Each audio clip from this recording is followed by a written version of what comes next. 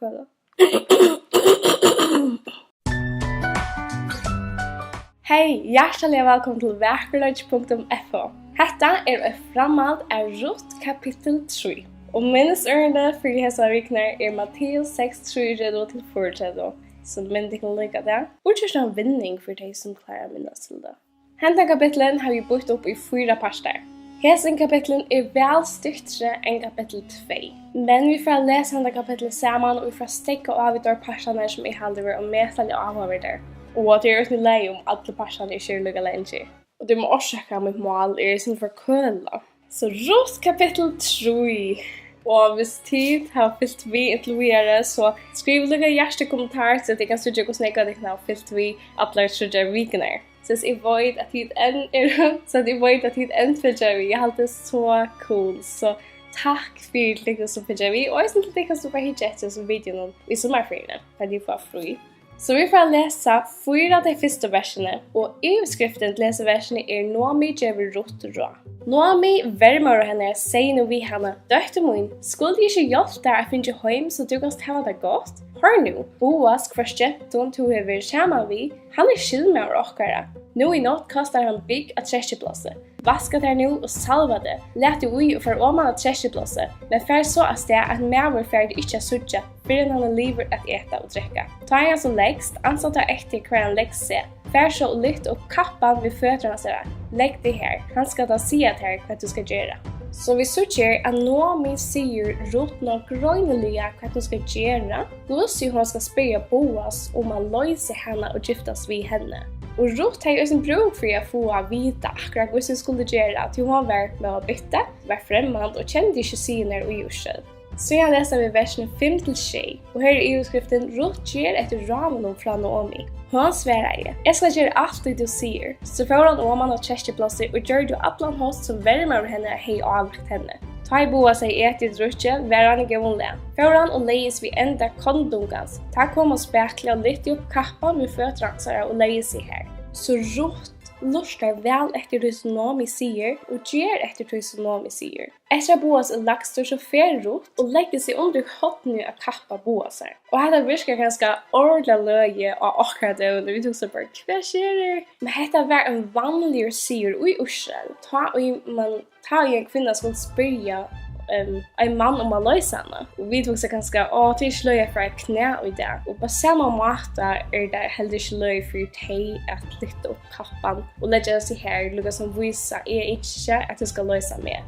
Hetta som Ruth gjørte var vanlig sier i Ursel ta døden, da en kvinne yngste ble løst. Og det var ikke usømelig eller ønte hæsson. Og vi leser nemlig om dette i Esekiel 16:8. Ta gikk fremme til og sa det, og jeg fikk sutja at tøytøyen var kommet, elsk hova tøytøyen. Jeg brødde jo kappan iver til og fjallde skomtøyene. Jeg svør her troskap og gjør det sattmala vi til, sier Herren, toverst min. Så får jeg lese vers 8-15, og dette er ganske den beste parten i Jesu kapittel. Og i skriften Boas lover at løse Ruth og gjør henne en gav og et lapp. Av midnatt var med klokker, og ta i han settes opp under seg, sa han at kvinnen la ved føtter hans. Han sier da, hvor du? Og svarer jeg, Ruth, tjeneskvinna tøyn, røy ut kappa hodden tøyt iver tjeneskvinna tøyna, du løyser min. Ta sier han, Herren signe til dette min. Du vist enn mer kærlighet enn over, du ikke ferdig etter en unge drøysen, hva fader hun eller rykom? Ettast ikke dette min. Alt det du sier skal jeg gjøre for til. Du alt følger begynner void at du donalig kvinne. Det som du sier, løyser tøyn, men annar løyser som nærre enn jeg. Vi nå her i natt. Vil han så i morgen løyser det godt, så let han til. Men her vil han ikke hoa løyser til, så løyser jeg til, så satt som herre livet. Vi nå lyttjande inntil i morgen årene. Hun var det lyttjande vi føtter hans herre, inntil morgenen. Men hon røstes arv folk kjente hverst annet, til han sier, det må ikke spørres at kvinner kommer her av kjersteplåset. Så han sier han, kom her ved kapene i 2 års ui, halt han fram, og tar han helt han fram, målte han 6, malet bitch og gav henne til å bære, så får hun inn i byen. Så Boas vaknar om nattena, og han finner Ruth vid hans føtter. Og kom vi også om nekra søvo i Bibelen som minner akkurat om hese hendelsene. Ja, nämligen kvinnan som la vid Jesus fötter, som vaskar Jesus fötter vid taren synom och torskar där vid harer synom. Det är en kvinna som la vid Jesus fötter och bär om nage. Tui hon är skilt för Jesus var. Hon är skilt att Jesus var henne lösare eller frälsare, henne bjärgingamöver. Och vi läser om det händelserna i Lukas 6:38. Som löjes la Ruth vid Boas fötter och bär om nage. Hon är skilt för Boas var. Boas var henne lösare. Och det ser avhåverst om vi tog så om kapitel 2, vers 2. Här så vi tar så om att Boas var en skuggamynd av Kristus. Och hade ösni avhåverst har vi läsa i Efesos 5 att männen är och kallar att vara skuggamynd av Kristus, av Jesus. Så Boas, han finner Ruth vid hans fötter, han blir klacker, men han blir alls inte ytterligare vid henne, men han signar henne. Och upprunna ordet vangel som vi nämnt i kapitel 2:12 är det samma ord som vi nämnt här och i upprunna texten. Men tantutningen är som dottern borster tar i texten omsätter, men det teker inte fra innehållet för det. Men det är sin avhåverst har vi läsa bön Boas för Ruth och i 2:12 att han ber henne söka sig själv till Gud i Jehova, Gud i Israels.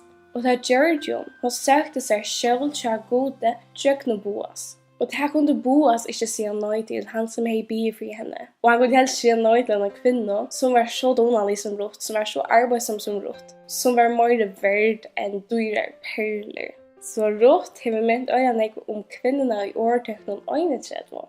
Boas, han råser Ruth för henne att trofäste. Och han säger vid henne att hon har vurst än mer kärlaga än avur. Ruth vurste kärlaga och är färra från färger och mor till ett främmande land vid Nomi. Men Boas säger att hon har vurst än större kärlaga nu. Nu hon halgar sig till Boas och inte över hans arkona. Moselov gav nämligen på att om en mäver dog i batsläser så skulle en skilmäver giftas med åttjene för jag värvade hans namn och för 18 år vidare. Ruth hon var 8 och hon var badnläs. Boas var skilde vid Elimelech. Tui var Boas förr och det som är mer tydningar vid det, han var villigare till att lösa Ruth. Och av samma hat så var Jesus Kristus förr och det som är mer tydningar vid det, han var villigare att vara åkare lösare, åkare frälsare vid att dödja Golgata. Så för att läsa sista brottet. Ta en kom till värmeorskina, säger värmeorn, vad så Jack stötte mun? Och säger när det tar alltid mer än hej just vid henne, eller för henne. Og sier, hese 6 mål av bygge gav mer til han sier, du skal ikke komme tomhent og at du vil være med ordene. Da sier han, hatt inn og fyrre døtt min, inntil for at suttje hos gonger, til han med vil gjevst ikke fyrre han ferdig så vi skiftet gjør det av, og til han og i det.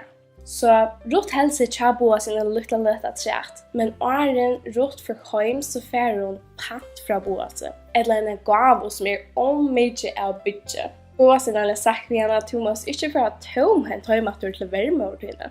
Og da Nomi ser at dette gåa som hette henne, så sier hun, nu skal du holde deg kvirra, nu skal du være frialig, nu skal du slappe av. Til Nomi hever gjørst sin past, som var å spyrja, å bia. Resterna gjør Boas. Ruth skal nu boja etter at du kommer Boas her, til han dekker noe høym til Brittleibe. Og henne dagen tar Ruth måtte kjenne seg åttalna, og motläsa så kunde ju bara hitta efter pantonen, gåvorna, utan bytsen som hon är tvinge från Boas. Detta säger henne att Boas får att komma åter efter henne till det här han lovar. Hittar vi efter skuggamyndene av Boas och Jesus, Ruth och Akon så är hon underfull. Gåvan som Ruth för hem vi kan vara mynd av pantonen som vi får att vi tackar med Jesus, hela i anden.